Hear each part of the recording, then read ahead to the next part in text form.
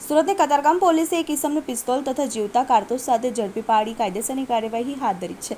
પકડાયેલા આરોપી પાસેથી પોલીસે દેશી હાથ બનાવટની પિસ્તોલ અને જીવતા 5 કારતૂસ કબજે કર્યા છે, જ્યારે પિસ્તોલ આપનારને વોન્ટેડ જાહેર કરાયો છે. યુવકને પિસ્તોલ સાથે ઝડપી પાડ્યો છે. આ અંગે એસીપી એલબી ઝાલા પાસેથી મળતી માહિતી પ્રમાણે ઝોન 3ની ટીમ પેટ્રોલિંગમાં હતી. આ દરમિયાન બાતમીના આધારે એક શખ્સને દેશી હાથ બનાવટની પિસ્તોલ સાથે ઝડપી પાડ્યો હતો.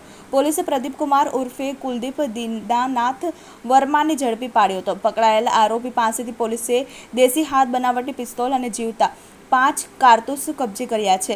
પકડાયેલા આરોપી વિરુદ્ધ ભરૂચના પાલેજ પોલીસ મથકમાં ગુનો નોંધાયેલો હતો. હાલ પકડાયેલા આરોપી વિરુદ્ધ કતારગામ પોલીસે આર્મ્સ એક્ટ મુજબનો ગુનો નોંધ્યો છે. બચાવ માટે આ હથિયાર રાખ્યું હતું. પકડાયેલા આરોપીની પૂછપરછમાં તેણે જણાવ્યું હતું કે હું સિંગણપોર વિસ્તારમાં લારી ચલાવી છૂટક મજૂરી કરું છું. મારે અગાઉ એક વ્યક્તિ સાથે દુશ્મની હોવાના કારણે સ્વબચાવ માટે આ હથિયાર રાખ્યું હતું. આ પિસ્તોલ આરોપીએ અરવિંદ નામના ઈસમ પાસેથી મેળવ્યો હતો. હાલ તો પોલીસે આરોપીની ધરપકડ કરી અન્ય દિશામાં પણ તપાસના ચક્રો ગતિમાન કર્યા છે.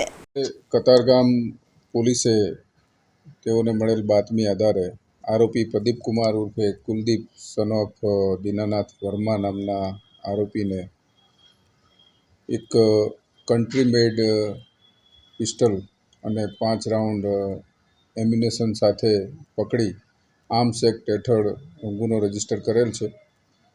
આરોપીની પ્રાથમિક પૂછપરછમાં તે સુંગણપુર વિસ્તારમાં લારી રાખી છૂટક વેપાર કરે છે અને પોતાને અગાઉ કોઈ દુશ્મની હોવાના કારણે પોતાના સ્વબચાવ માટે હથિયાર રાખતો હોવાની પ્રાથમિક હકીકત જણાવેલ છે.